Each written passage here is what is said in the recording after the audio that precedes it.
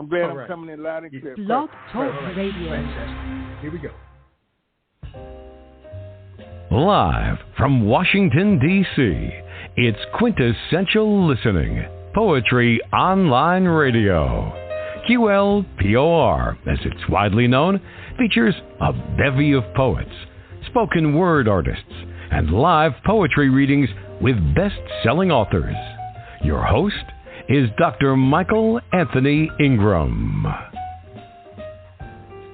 Good evening, everyone. I'm pleased to welcome to the program noted poet and author James L. Rencher, Jr., also known as Sir Lawrence. Sir Lawrence has spread the poetic word far and wide. He is the author of 2 poetry collections, When We Meet, Poems of Love, published in January 2023, and Sir, They Would Call Me Not Knowing My Name, published in May 2023. In this book, you will find a balance between cultural awareness, consciousness, and sensuality. In addition, he is a member of the Graybeard Poets, and as an added bonus, he's a well-known culinary artist who ships out his signature pound cakes around the country. I'm being someone who loves to eat. That intrigued me more than anything. Big. All right. Sir Lawrence, welcome to the program. Yes, sir. All right. Thank you very much. Glad to be here. Glad to be Great. here. Let's begin this poetic journey. What is Yes. poetry? What is poetry? I think poetry is a combination of messages as well as thought-provoking.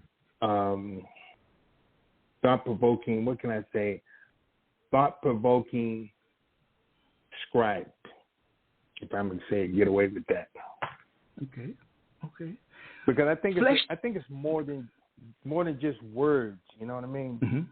Mm-hmm. You know, I think for me, a poem should tell you something. There's something in you that should change once you hear a poem, or that particular poem.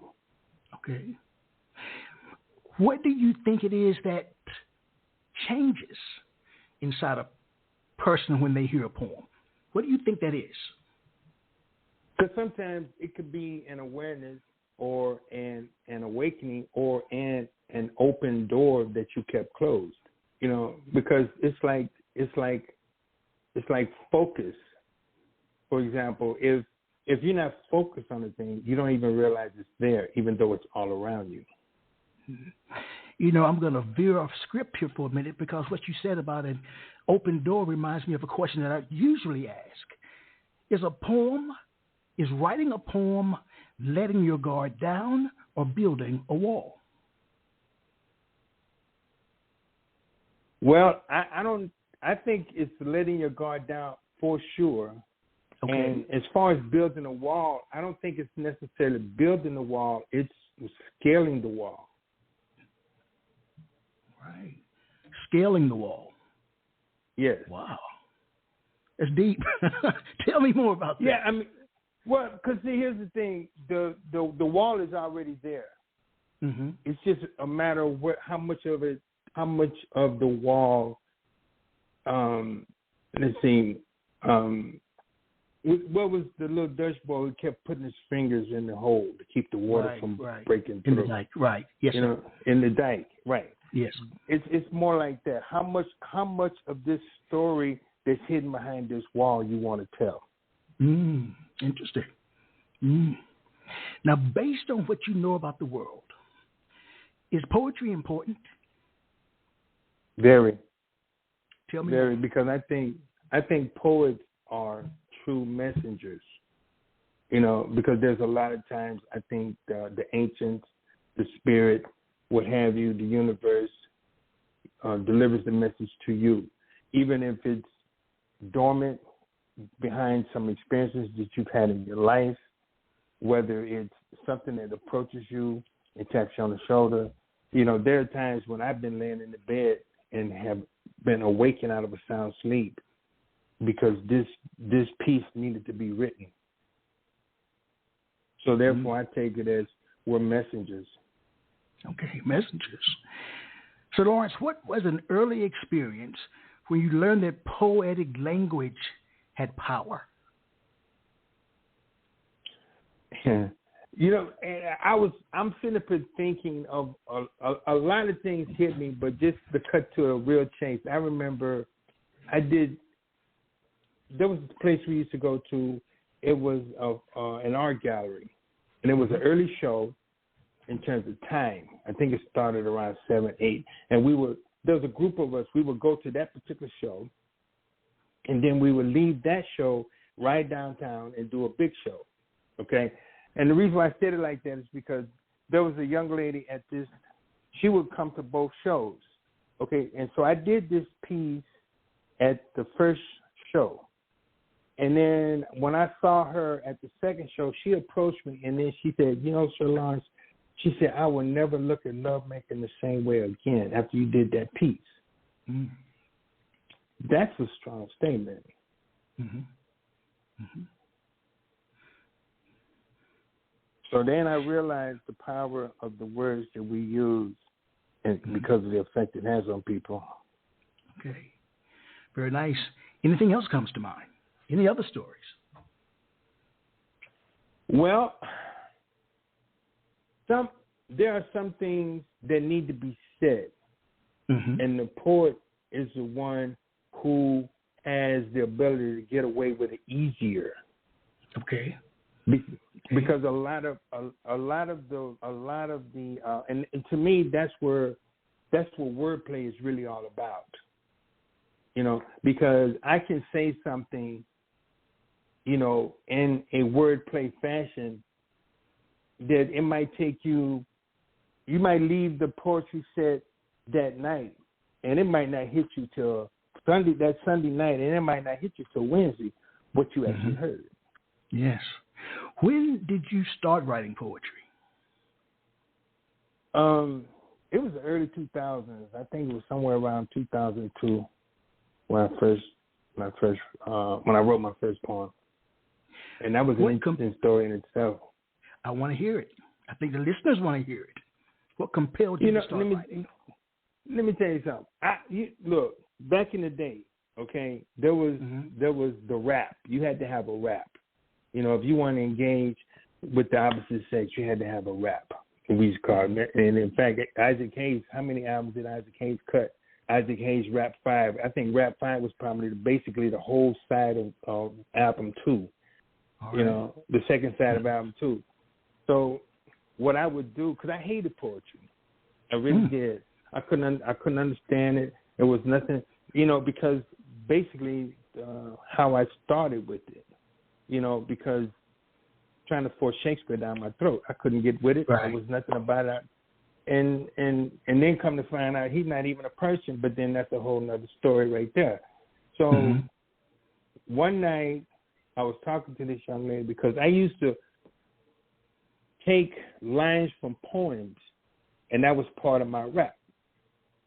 And so I'm talking to this young lady one night, and she says, you know, that's about the third time you recited some poetry to me. When are you going to write some poetry?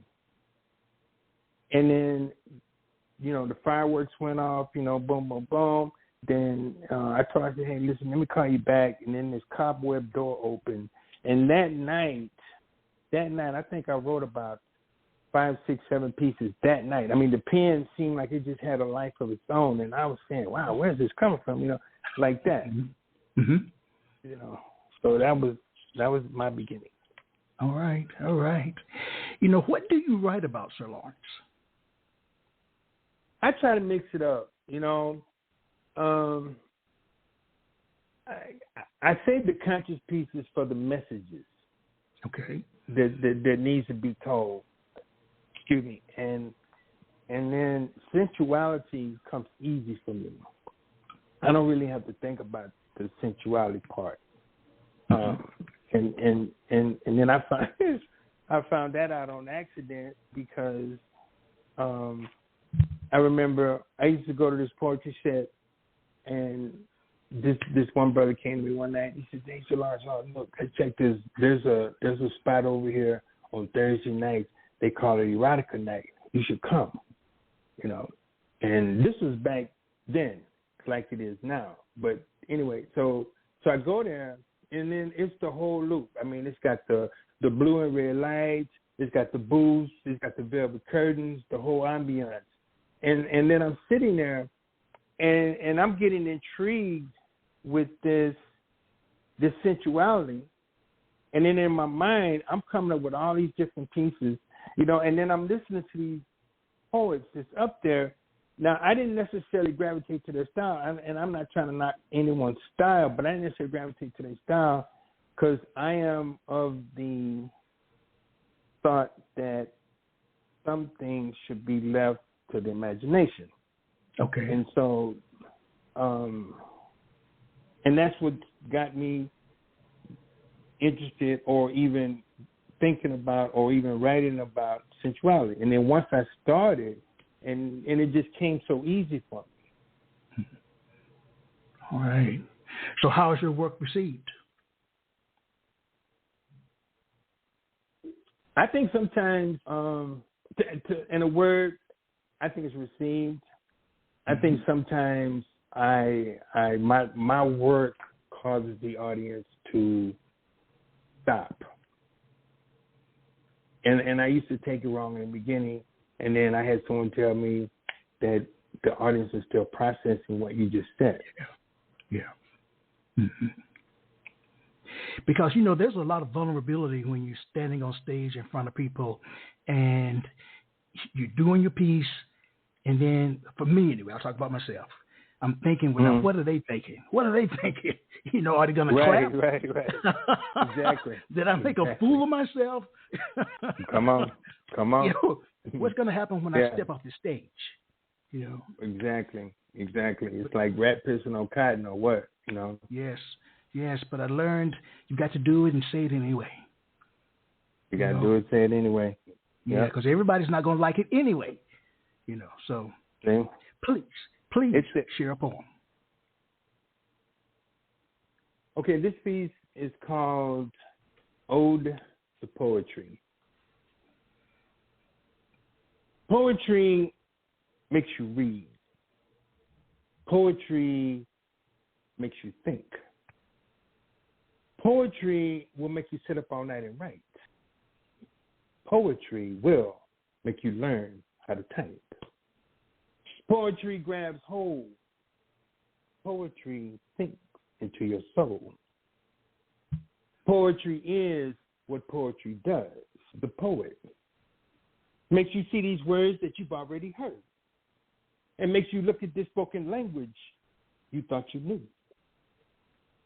The poet seems to be talking trash when in fact we are translating terminology while transmitting a transposed use of tools of the trade at this tryst. The poet is cool. We can bend the grammatic rules you learned in school. Most times the poet doesn't make a dime. In fact, the poet doesn't have to rhyme. The poet gets their feelings out on the mic, while some poets have stage fright. You think we get up here just for nothing? We are here to make you feel something. Where would music be if it wasn't for the oratory of poetry? So come here to orator, oratate, doing it to you oratorically. While being here at this tryst, they call the women oratress.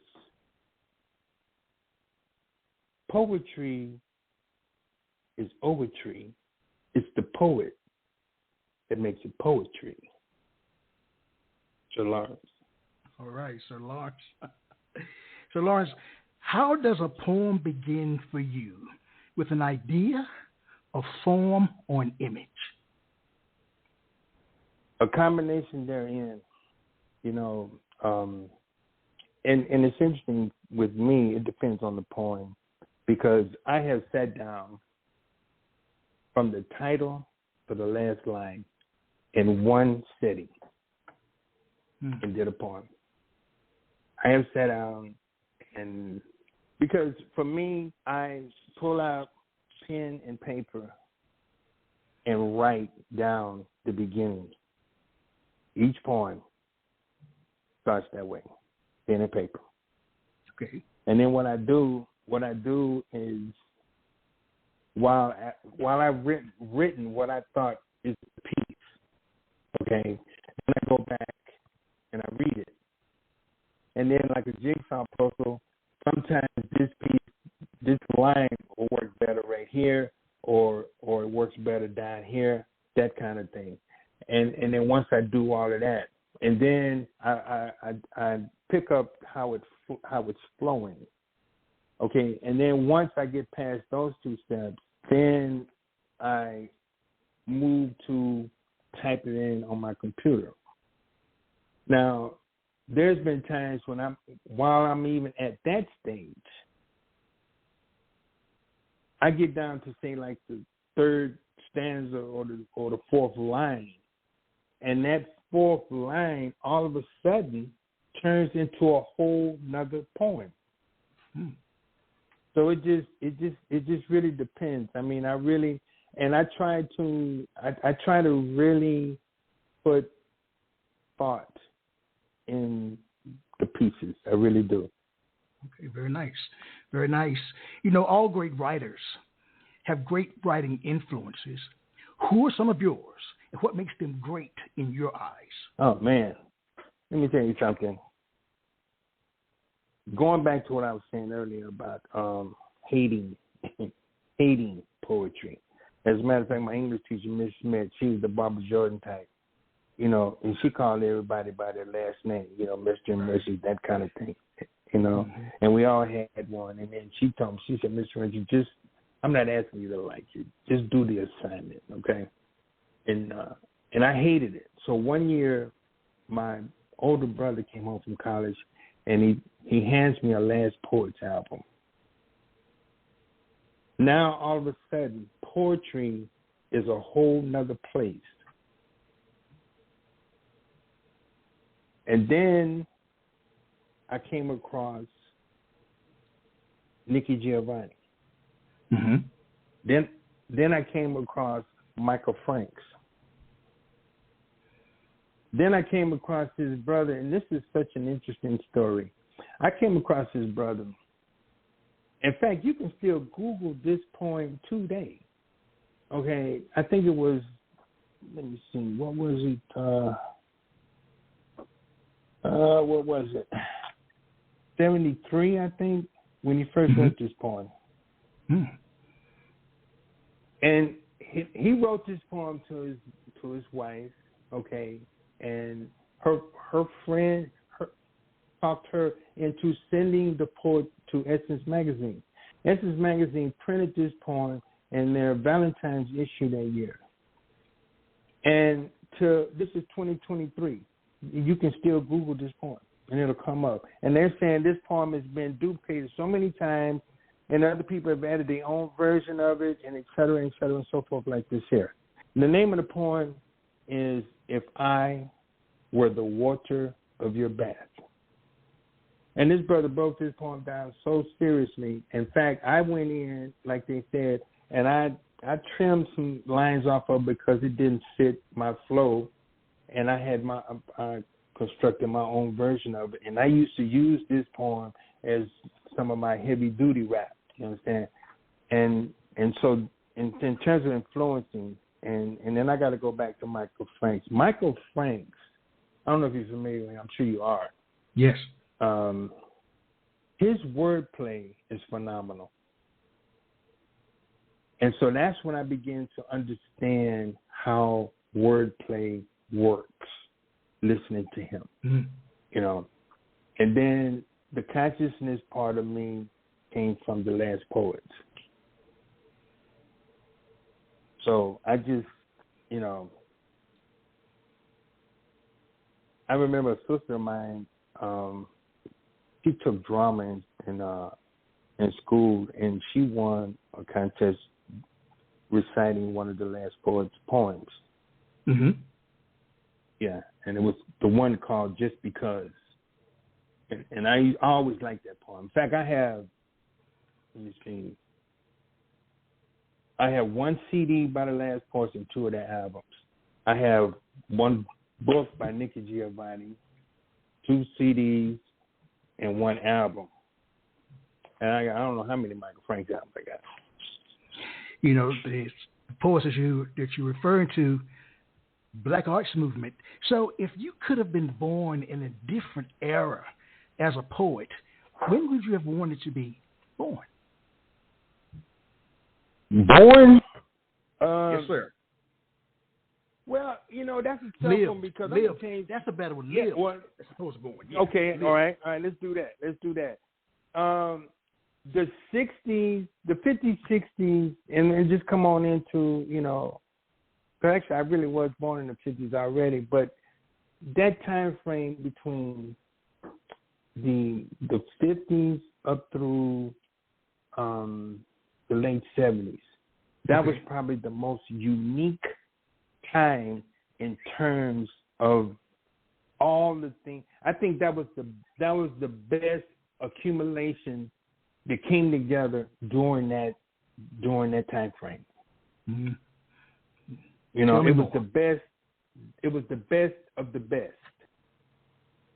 You know, because when you go back further, you know, there was a lot of hardness, you know, during that time, you know, and then there was a lot of that mix up, you know, as far as, you know, what slavery is and what it's not. And I think we were the trueness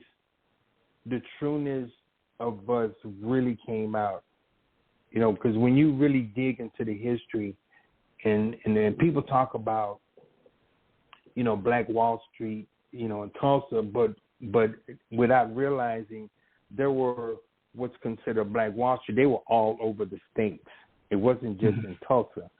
You know, in fact, Atlanta, Georgia was world renowned in terms of it being a Black Wall Street. Wow. So, yeah. Wow. Please share another poem.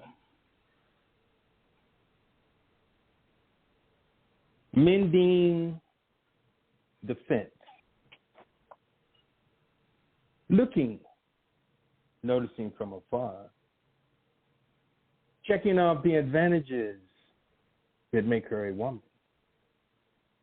The banter been good with smooth volleys. I came back, drawn by your scent. Got me feeling like a champion breed with a bone that needs to be buried. You are like a star that shines in spite of the sun. True luster I would polish in every way. I want your skin in so we can do this every day. I want to hold you like moonbeams in a jar. Toes pop like musical notes. She said, let's take baby steps. Sure. But I got to tell you, my love is in a hurry. You be like having all the right stuff in between two buns. Even the steps the baby takes him across the street if you're not paying attention. Would a union make us better off than we are? Or would you rather discuss something else? Lance. You know, that leads us perfectly into my question. First, I'd like to know more about why you decided to write When We Meet poems of love. You know, I was listening to a lot of, and then you have to appreciate the age barrier as well now, okay? And because like when I first started out, my work was considered edgy, and in fact, in a lot of cases, they were. I did a piece one night, and then they started dubbing me the soft porn poet. Okay, and I say that because, interestingly, now to date, some of the things that I hear out there in terms of being erotic or eroticism, let me tell you something. I don't even know how I had that moniker, honestly. You know, I think everyone wants to feel that nudge, that inner nudge, you know, that twinkle, that itch or that bite or that, you know, make a move. Everyone wants to feel that, man, woman, or child. I don't care. Everybody wants to feel that. And then you can get, and again, to me, this goes back to what we were discussing earlier, the power of the words, right? And in fact, I wrote this in a piece. I can float words to make you switch and rock, you know? And so, again, talking about the power of the words, and to me, that's what it really is. And so when I really was trying to convey that you can say things without saying them. All right. So when we meet Poems of Love, you know, there's so many people who write about love. What will make your book, what makes your book stand out even more? Well, for starters, in fact, because the cover, let's start with the cover. All right. I chose that cover in particular, and as you can see on the cover, there are two lips on the cover. So now let's go back to wordplay. Two lips, and then 2, 1, 2 lips. So now all that is going on right here on the cover. And then you go back to in the old days where the album always had a title cut. And then at the same time, inside this book, there's a title cut in this book. And it's referring to the tulips in the front. Okay. All right. Tell me more, man. It's a beautiful cover. Thank you so much. I have to give credit to that guy. I wish I could remember his name. Actually, I don't even know how to pronounce his name, but he works with Fervor. And he says his covers sells books. And so that was intriguing in itself, you know. And so I said, well, look, go ahead. Well, I was going to ask you, the tulips, the color of them, they're purple, I believe. I'm not colorblind, but I'm almost there. Why that color? What about the color purple? Well, made the you reason choose that I particular did it, no. Again, it was all part of the plan because the old poem, Roses are red, violets are blue. All right, and this is another reason why I chose that purple, because at the same time I used that line in the poem, you know, and I wanted to show that you can use that line and still have something behind it. Instead of, you know, that's all you could come up with, roses are red, violets are blue. But, so all of it was by design. So, Sir Lawrence, it brings up this question. What color is poetry? Well, you know, that's interesting, too, because when you get into the color thing itself, all right, now, we refer to ourselves as being black. Yes. All right, but that's a whole nother subject that this whole show can take up. But in actuality, it's indigo. And in indigo, all the colors are in indigo. You can pull any color that you want, which once again goes back to us ourselves as a people. We can create the full spectrum.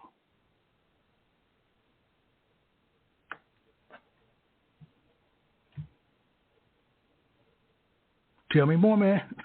Don't leave me hanging like that. When we create this full spectrum, don't just leave me out there in the street. Yeah. Well, you know, I wasn't and I don't know where I'm supposed to go. I wasn't really sure how deep I was supposed to go into that because you can take it wherever you want to take it. Take it wherever you want to take it. This is your outlet. Well, you know, we don't give ourselves enough credit. You know what I mean? And then there's also the negative connotations that go along with, you know, describing yourself as being black. You know, because the part that we miss is there's different languages besides what we speak. And then there's the real proof is when you take, everyone says that we speak English. We don't speak English. We speak American. English is over there. And then when you talk about learning another language, every other language has its own pattern, whether it's French, whether, but it's the same pattern. That's what makes learning other languages so easy, okay? So then you come over here, all right, and then one word means 25 different things. True. It depends on how you say it, how you looking when you say it, what you got on when you say it like this. So now going back to the color, when we calling ourselves black, then you got to look around and say, what is that associated with? All right. Then you turn around and say that we're African American. Well, first of all, we're not African American. First of all, and secondly, the only reason why we're calling ourselves that is because Jesse Jackson got up to that one day and said it. Okay. And they say, you know, here we go. Today we're African American.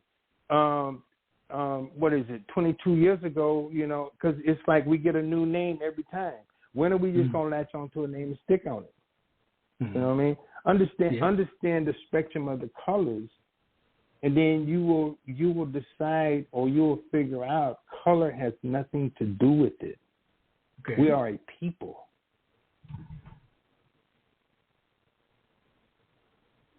So in terms of poetry and the color of poetry, are you also saying that it can't be, you can't, well, one thing, it's not one color in a sense. You know what I'm saying? Because there are different forms, it's like cutting a diamond. You have this thing that's raw and then you cut it, so you make it different cuts for different rings. I'm trying to get that piece out of it. The color of this poetry, man. Talk to me about the color. What color is poetry to you, or does it have a color? I don't think it has a color like that. Okay. I think like I was saying earlier, as far as like instead of saying black, indigo, because of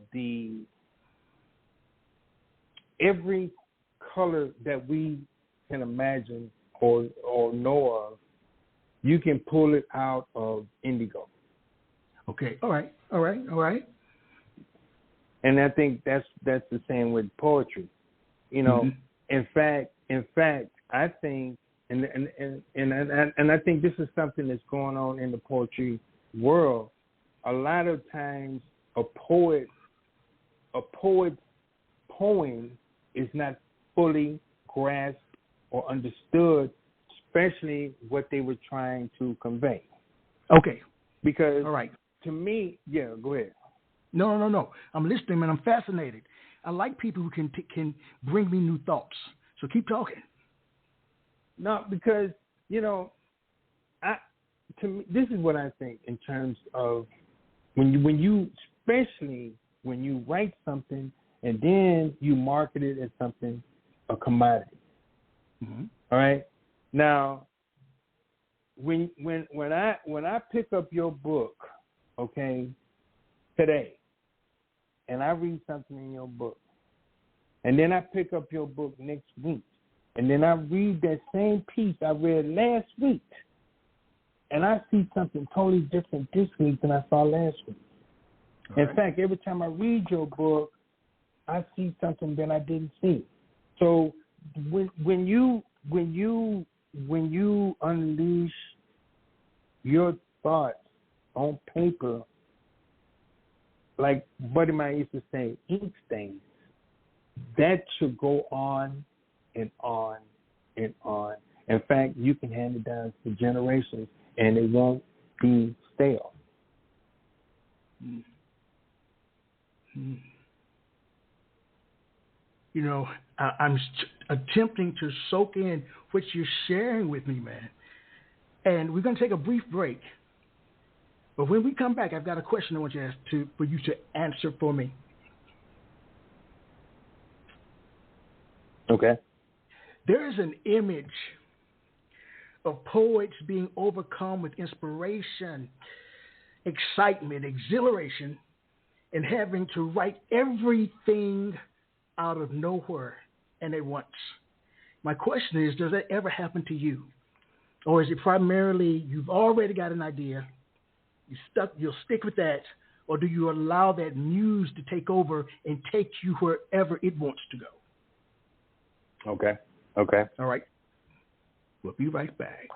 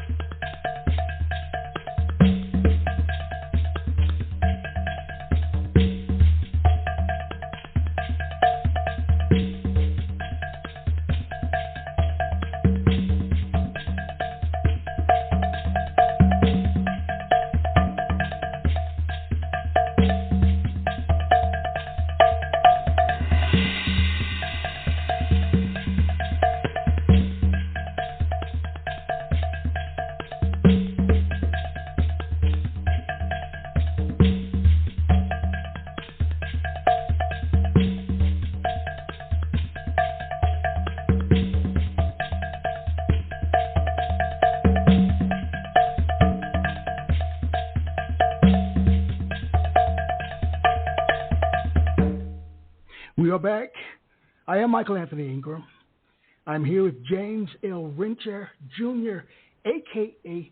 Sir Lawrence. I asked you a question, Sir Lawrence. What is your answer? Yes. You know, I think grasping it all, because a lot of times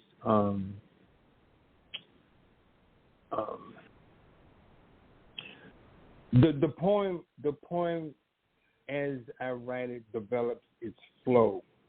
Okay. But at the same time, I try to interject. So it's like I don't try to stay in the middle of the road. How's that? I don't try to stay in the middle of the road, because sometimes even in your destination, you still have to take that exit and come back up. And so I do that. You know, in fact, while I was thinking about responding to this question, I thought about a piece that I wrote. And within that piece, I didn't veer far afield, but I covered a lot of topics in that one piece without losing the reader. All right. Love to hear it, man. Love to hear it. Okay. All right, this piece is called Driven from God Consciousness. He said, your God made that? Try mine. It's better. Then with a coveted animosity, decided foods with seeds are an inconvenience. Growing plants without soil is chic. Synthetic clothes, rubber soles. Which one needs to be grounded? The wearer or the maker? Plastic foods without the nutrients. Taste buds tricked. No waste, just constipated. Through the looking glass, exploring the depths of the universe while debating who was here first. Instead of understanding atom, the molecules of the atom, we would rather place orders for extraterrestrials, extra blue light, and plenty of extras on enhancements. Hold the natural order. Load up on those extras. Ride on those magnetic waves, making sure the microwave. Topped off with plenty of that dirty electricity we don't see. You know, the waste product from this new technology, telling us they're on their way back to the moon, filling Mars with condos, depleting dopamine receptors, changing DNA codes, offering robots and clones. Who could tell? But then, why should we think about that? Sir Lawrence. That's deep, man. You know, there's some poems that I like hearing twice. You have to say that one again because that poem is above my pay grade. That's on a different level. I'm just going to keep it real. So, share it one more time. I tried to cover I did. I'm serious. I want you to say it again. Yes, sir. Yes, sir. You want to start from the beginning? Yeah, from the beginning. Yeah. Come on. All right. Okay. It's driven from God consciousness. He said, your God made that. Try mine. It's better. Then with a coveted animosity, decided foods with seeds are an inconvenience.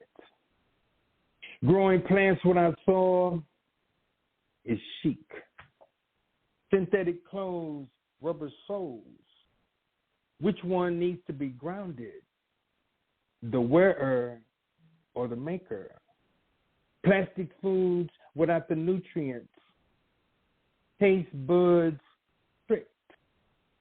No waste, just constipate. Through the looking glass, exploring the depths of the universe while debating who was here first.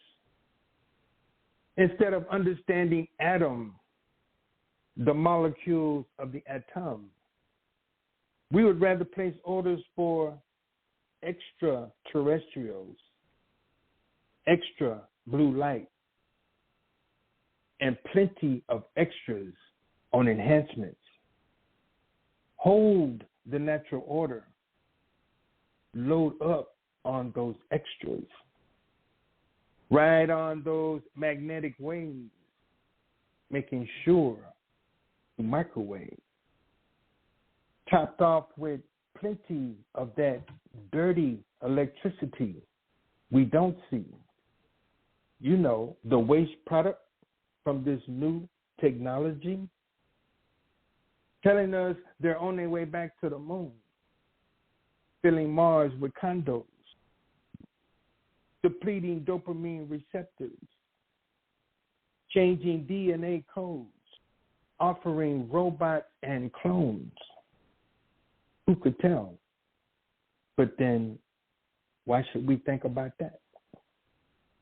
Sir Lawrence.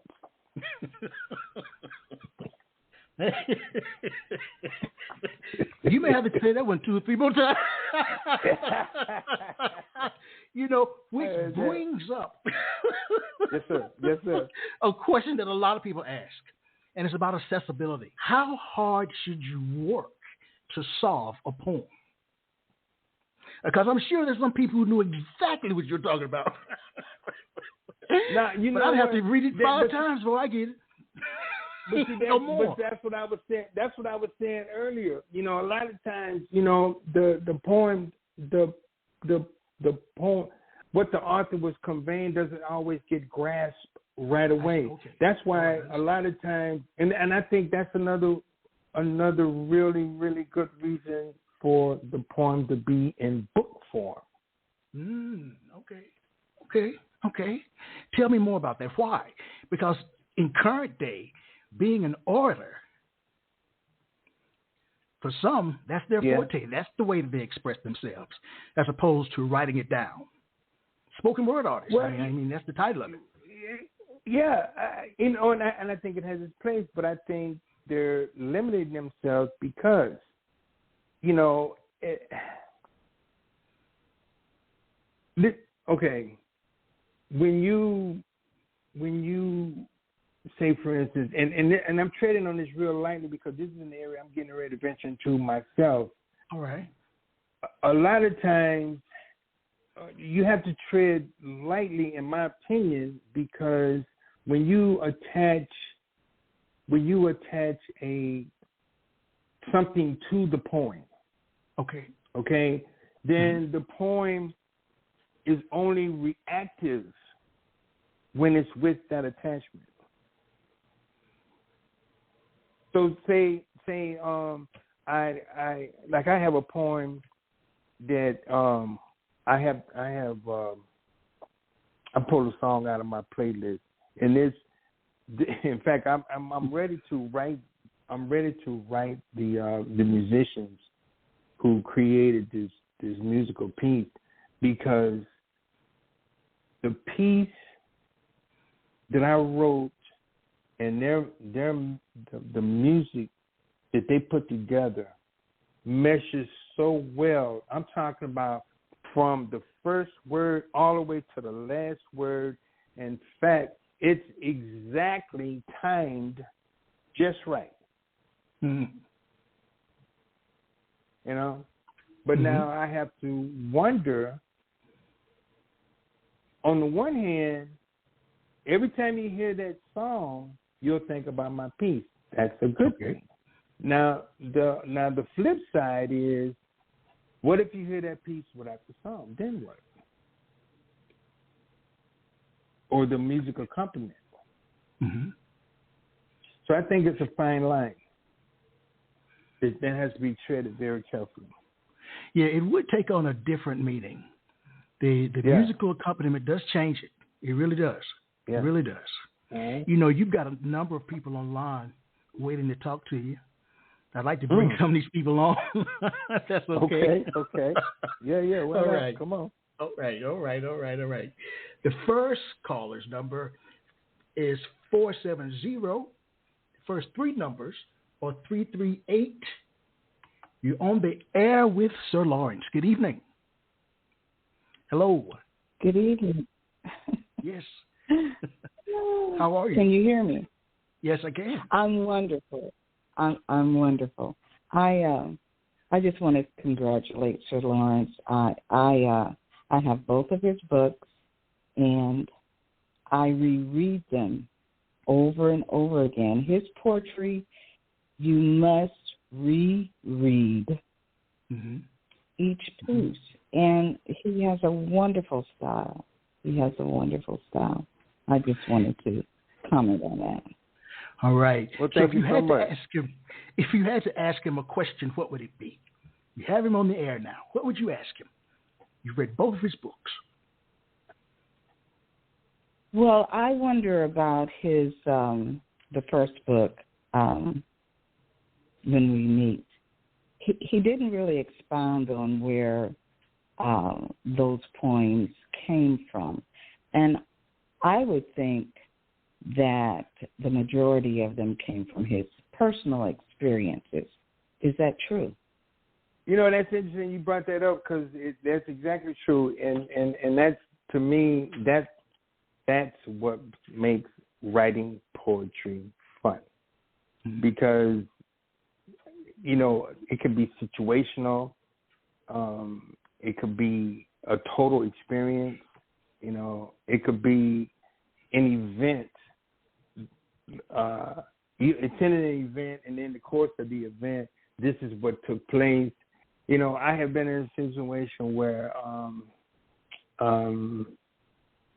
I have said a one line just being out and about. And the response from that one line, that volley created a whole poem. Very good. So, Your yes. personal experience. Yes. All right. Personal experience.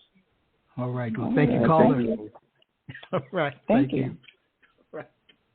All right. Let's bring someone else on. Area code 646. We're going to bring another person on. Area code 646. The first three numbers are 799. You're on the air with Sir Lawrence. Good evening. Hello. Hey, good evening, man. I've been taking notes ever since this show started, this interview started. I absolutely love the depthness. And first of all, hello to both of you. But I love the depthness of the questions and the conversations. I mean, I'm William Washington. I'm a teammate of Sir Lawrence from New York City, Spanish Harlem. But I wanted to ask Sir Lawrence, because I was fascinated by the topic of black, the color, the people. So I went to ask Sir Lawrence, as an elder poet, has he ever faced, or does he face, this discernment or discrimination, interdiscernment or interdiscrimination for the more modern poet who proudly and loudly exalt being black? Has that ever been an issue with him? Oh, without a doubt. Going back again, the experience in life. I mean, because a lot of past experiences has also attributed to my writing. I mean, I remember a situation that happened to me. In fact, I will never forget it. It was four of us in the car, and just for the conversation side of it, it was two brothers and two so-called white guys in the vehicle, and we were coming home from work, and riding down the freeway, and then all of a sudden, there was police cars just came from everywhere. And we were like, what are they looking for? What's going on? Then all of a sudden we realized we are the ones that's targeted. We were surrounded by cars. We were forced off the road. And then I will never forget this. There were two helicopters flying, hovering. There were people, you know how the what is like on the freeway, the shoulder, the like the up climb. There were, this was unbelievable, just straight out of the movie. There were plainclothes Broncos and trucks, and they diving out of their vehicles with shotguns, and everybody got a bead on us. And then they snatched us out the car. They threw us down on now we're on the side of the road, the shoulder of the freeway, all right? And we chewing on gravel, and everybody screaming, hollering, and we trying to figure out what's going on. You know what I mean? And it turns out there was a vehicle that looked like the vehicle we were in. Instead of anybody trying to figure out were we involved, whatever the case, you know what I mean? But we down there laying on the edge of the freeway, everybody whistling by us, they also trying to figure out what's going on. We chewing on gravel. I'll never forget that. Wow. And lastly, real quick, that first caller had a tremendous, amazing voice. Did she have a name? Oh, yeah, that was, you know what, I'm glad you said that too. Now, that was Angie, okay? Yes. Now, Angie has been very instrumental in getting us bookings. And I'm glad you said that, because a lot of times, like I heard a story today, when you're doing a job well, it seems that your work is going unnoticed, but the only reason why it seems to be going unnoticed is because it's going so well. Yes. I agree. Well, keep up the good work, man. I'm going to sit over here and take some more notes. I'm plagiarizing all the stuff you read, so I'm plagiarizing. But, I appreciate you, brother. And both of you. I appreciate it. Thank you. Fellow Graybeard. Thank you so much, sir. All right, let's try one more. All right. Area code 562, the first three numbers are 659. You're on the air with Sir Lawrence. Good evening, gentlemen. And like William Washington, I'm plagiarizing too. I mean, no, I'm taking notes. Tell the truth. So, well, I do have both books, so it ain't like I'd have to really take notes. All the notes are in there, straight out. Right on. And that last poem was amazing. Thank you, sir. That you recited, and I'm glad he got you to recite it twice, because I'm like, I'm gonna have to go find that so I can reread it again. I mean, it was truly amazing. So thank you. I do, and William took one of my questions, and it's the same thing. I think you and I may have talked about it in the past about the color black. That's why I don't use it in my poetry, But my question, my question is, and this is looking forward, and how you have progressed in your writing, your stage presence and performing. What are your goals for those two things, writing and performing, in the future? And where do you see yourself going? Well, I want to continue to write, and when I look back over the progression of when I first started writing to where I am today, and you can truly see my growth. And I want to continue writing because I already took one hiatus when life got in the way, and I had stopped writing for a while. In fact, Blog Talk Radio, when I moved back to Atlanta, is what rekindled my pen. And so, and that ignited my first book. Now, as far as where this is going, you, William, James Sears, and myself, we are part of the Great Beards, the Great Beard Poets, and we are, this thing that we have is building itself. We're almost on automatic pilot because it almost has its own mind almost, and our chemistry coming together is really what I think has really made this whole thing what it really is. And I've said it before and I say it again. You take a Cobb salad, all the main ingredients together is what makes the Cobb salad, but individually they can stand on their own. And now that I know what a laureate is, I've even considered, that avenue. But what I would like to do is, continue what I'm doing, and let's just see where this takes me. Wow. Oh, absolutely. And I'll just take one more moment to thank Miss Angie for introducing the Graybeards of Poetry to Atlanta. And I look forward to anything that we're doing anywhere in the country. And so I'd like to thank her for giving us that first initial start. It's like we're in the starting blocks and boom, the gun went off and there it was, the Graybeards of Atlanta. Yeah. Cool. Thank you. Thank you for calling in. Sir Lawrence, your statements brought up a question. You talked about ingredients. Let's imagine for a moment, because you are a culinary artist. Yes. Let's imagine for a moment that a poem is like a cake. What are some of the prevalent ingredients that would go into the concoction we call a poem if you're baking it?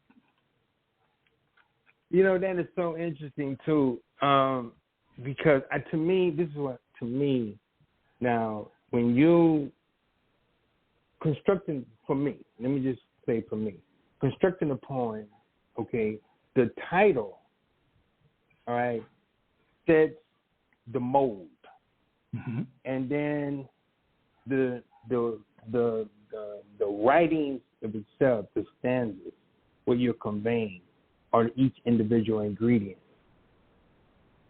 And then when you get down to the close, all right, that's the last bit of icing or the last bit of topping or that last whatever it is that finishes that product that you're producing.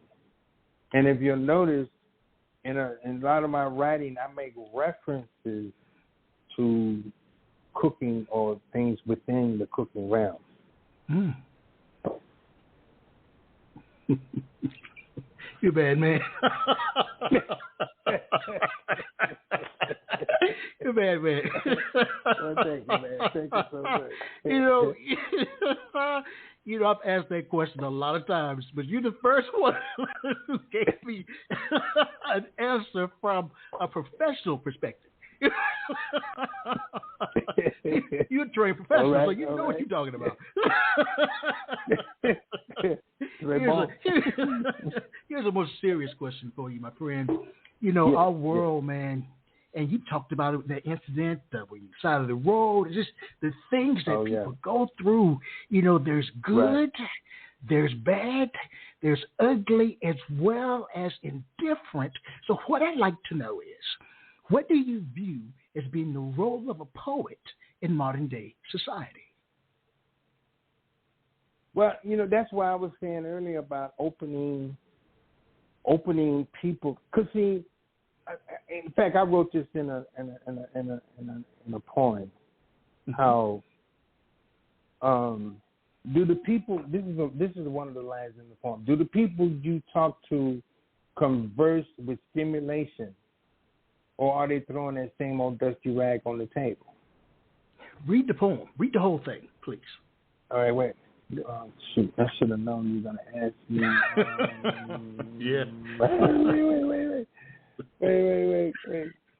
Shoot, I thought I was going to be ready for whenever you asked me about it. But I talked about that because it's part of it. Mm-hmm. You know what I mean?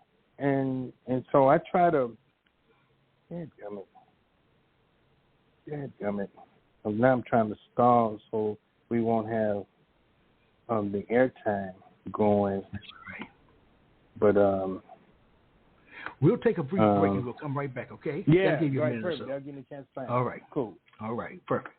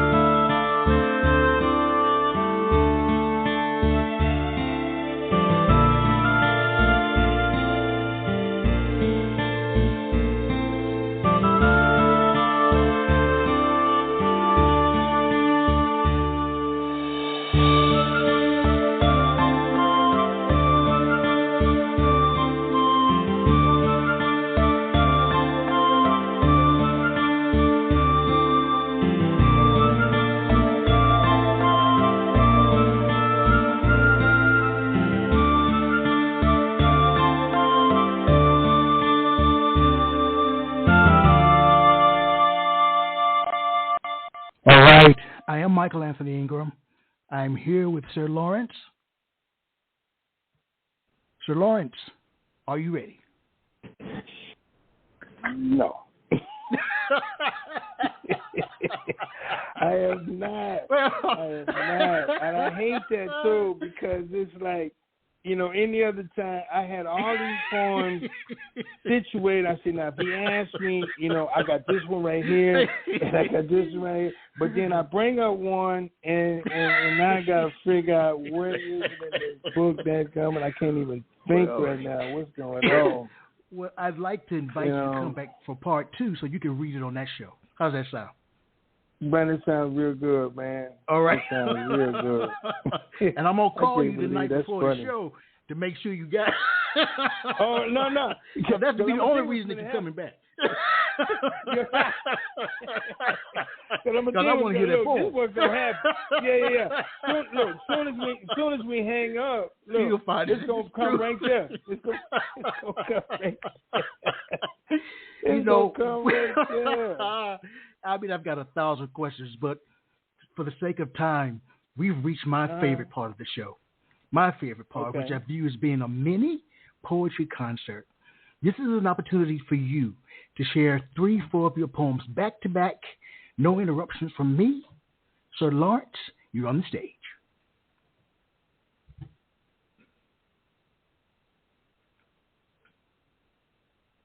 Your papers. Casting shadows on the distant horizon. Given reasons to explain with such insistence. Like you were an eyewitness. Telling the story from beginning to continuum. Layers of scattered untruths. Brain been hacked. No fact-checking or cross-referencing. Just tell us more lies. Fueling the debate. Are we who? Give us 28 days to re-up on this information. Using 337 for our own self-indoctrination. You said at one point we had papers stating we were free. Papers produced at any given time. Papers put in a special place before you went to sleep. Papers your woman made sure you had before you hit the streets. As important as freedbirds were supposed to have been, which one of your family members has a copy? Sir Lawrence.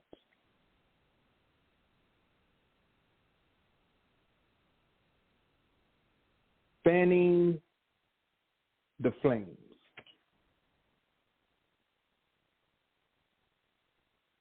Stimulated mentally,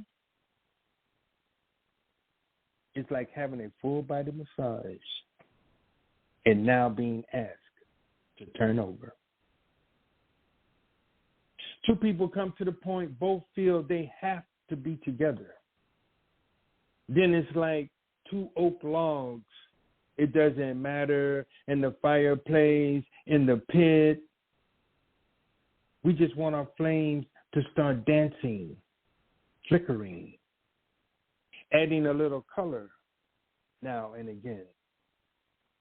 It feels so good, we just want to pop, creating little embers.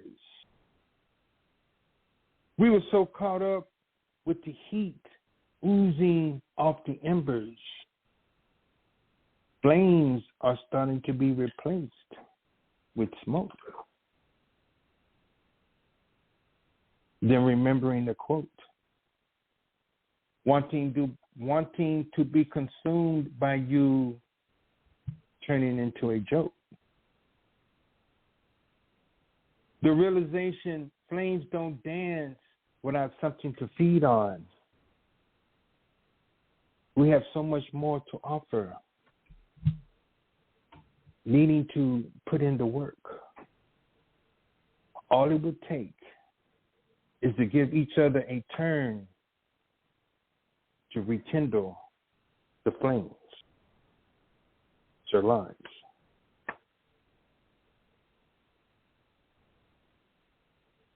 The mood was sweet. The look was captivating when I felt it was time to spring this surprise. After encountering a sensational evening, as we occupied each other's space, we both knew it was bound to happen. When I reached for the glass as our skin touched, while pouring a line of chocolate, placing a cherry at the pinnacle point.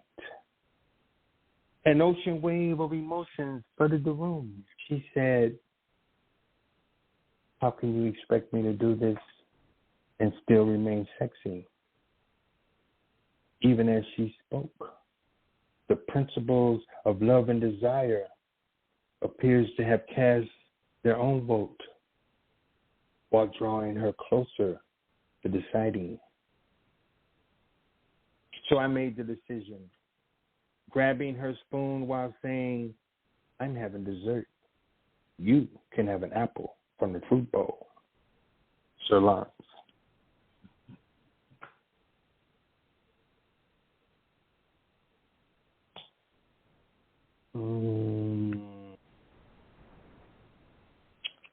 How about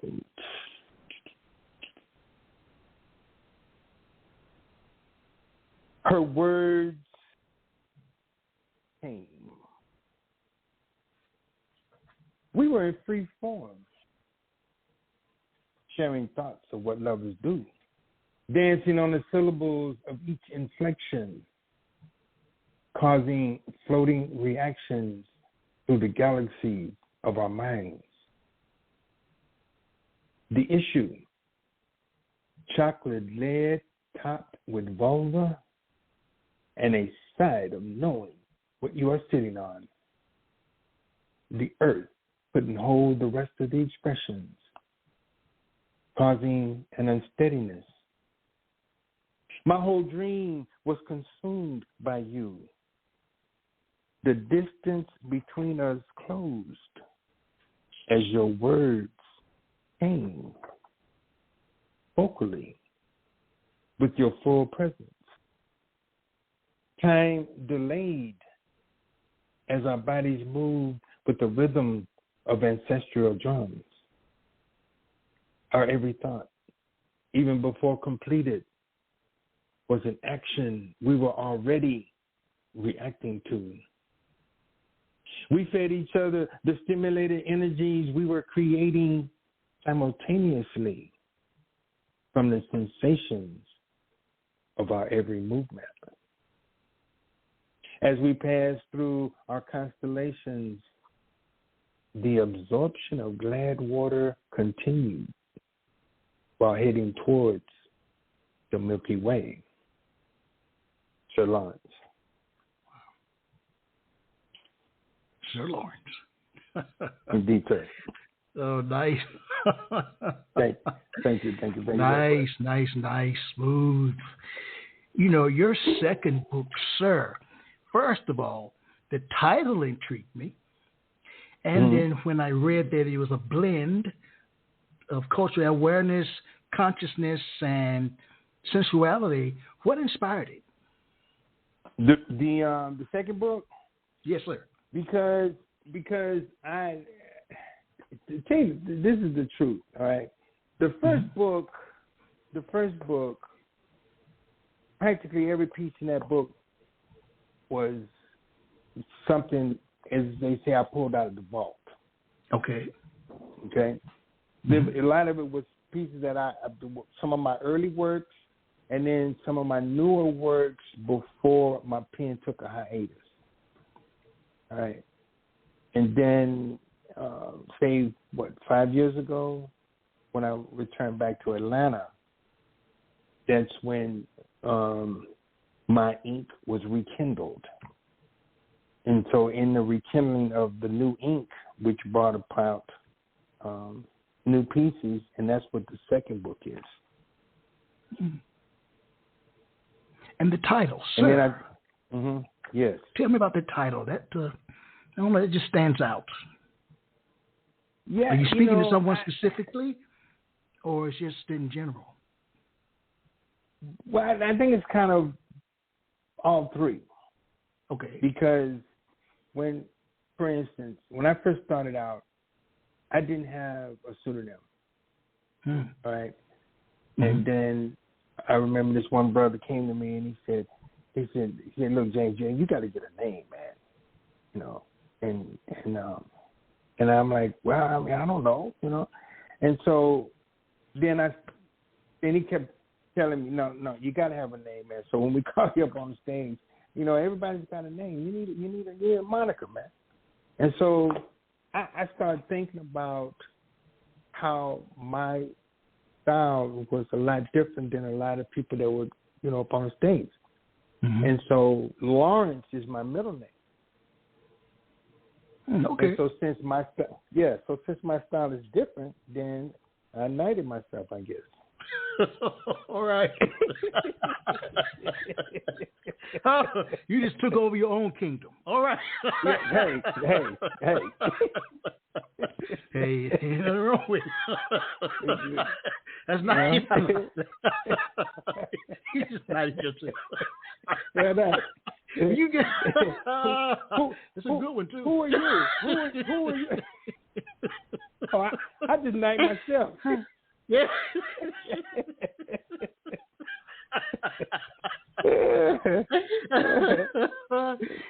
So, Lord, do you think you were meant to be a poet? Actually, I do.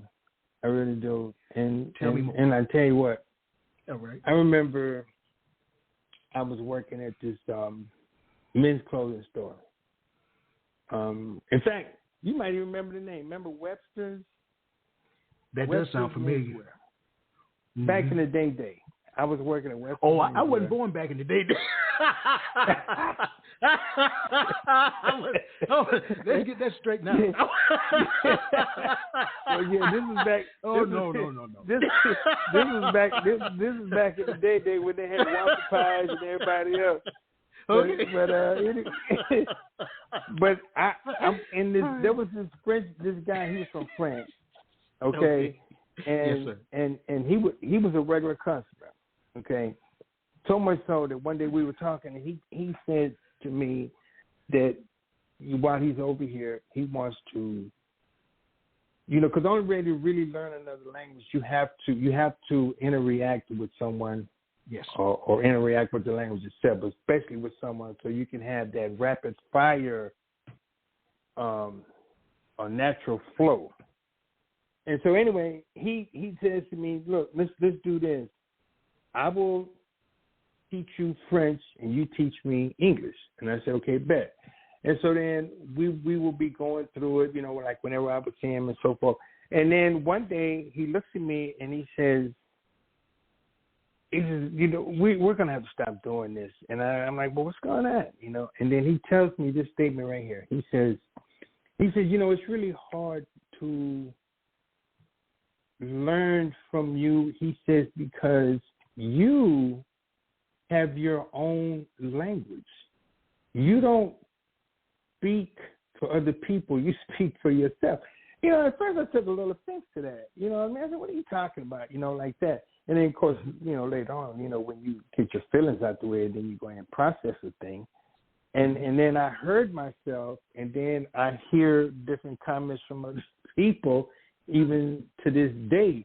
It's like, you have your own unique way of expressing yourself. And so with that, then there you go.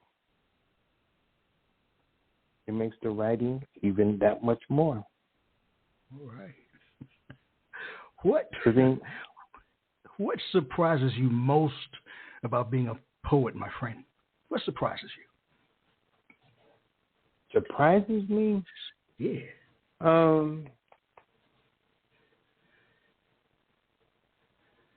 Well, one thing that surprises me is how poetry is misunderstood. Okay? And it's misunderstood because of first of all, a poet is expressing themselves. Okay? So then that creates and I don't want to say it's like 99,000 variations, but at the same time, when you pen a poem, you are pulling something out of yourself, be it experience, be it whatever, but it's a part of you. Mm-hmm. Okay, and so everybody has their own expression. So then there's all these categories. And then another thing that surprises me is also the leaps that poetry has taken as of late. And I think, soon, it will have its own true art form instead of being second to like I said in that very first piece, where would music be if it wasn't for the overture of poetry? Right. Wow. So, yeah. You know, you published 2 books in the same year. I did. Same year. Does knowing that your poems are published and out there in the world validate your being a poet, or are you content knowing that they're out of your system?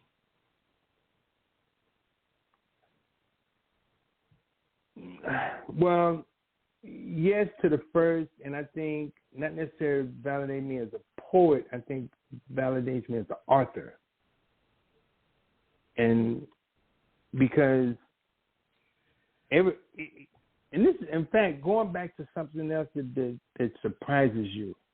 It surprises me, especially when I run into people and then they find out that I have penned a couple of books or penned a book, period. All right. And then they'll say things like, wow, you know, I've always wanted to, I've had these ideas, I wanted to, you know, and then they haven't moved on it. But then there are things all of us haven't moved on. But I'm just saying, as far as that part is. And then you have